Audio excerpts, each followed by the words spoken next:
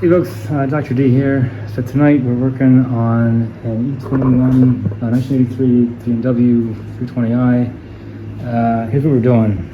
So earlier today, or not today, earlier in the week, I noticed a strong smell of gas.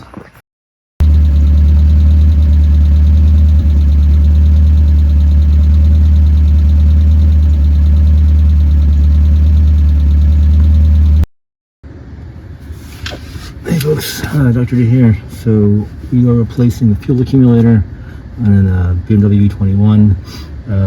What's happening is I think there's a little diaphragm inside of here and that gets broken. So what's happening is I'm getting a steady stream of gasoline pouring out of this hose here. This is a return line.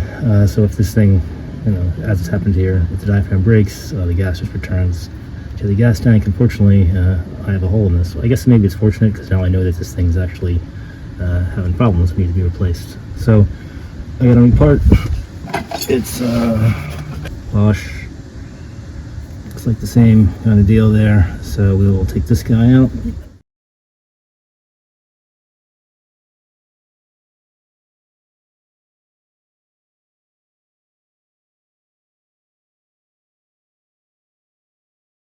I've already removed the accumulator and the fuel pump, and you can see the fuel filter just kind of dangling there.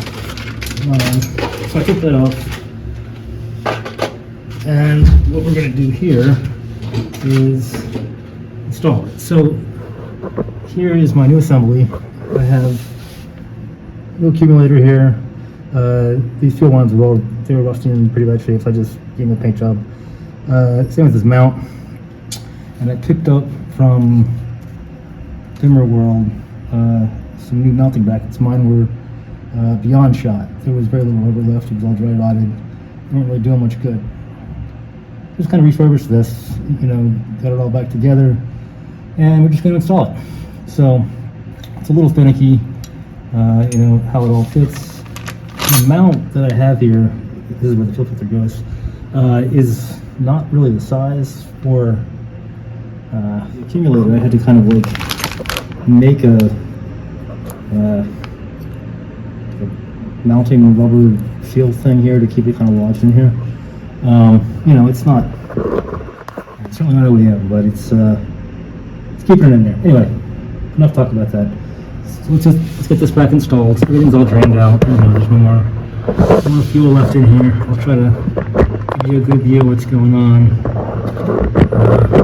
Not too much mayhem. All right, so these are the wires that are going to go to my fuel pump.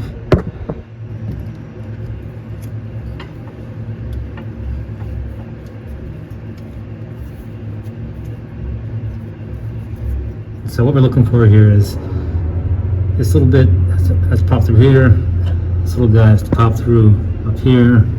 There is another one back in here, which you're going to look for. It's going to be right here. It's going to pop through. It's the same kind of thing. And then while we're doing that, we want to make sure that the back of the pump is connected up to the fuel line. I'm going to reconnect this return line here and there after I get this more secure.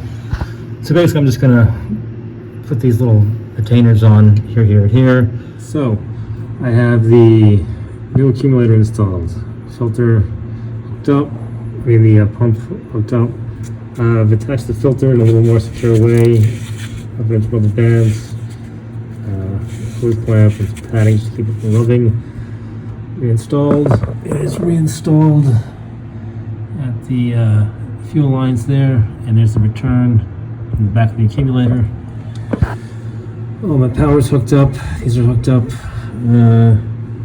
Mounting brackets are all secure. Everything's in place.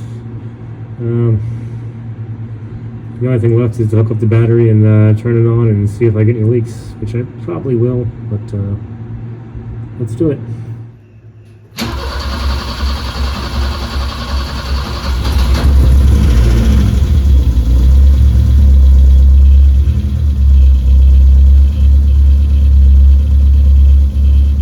Oh my, looks like we got some leaks. I just gotta tighten this guy up. And we'll see. I'm gonna go watch the video and see where it's coming out.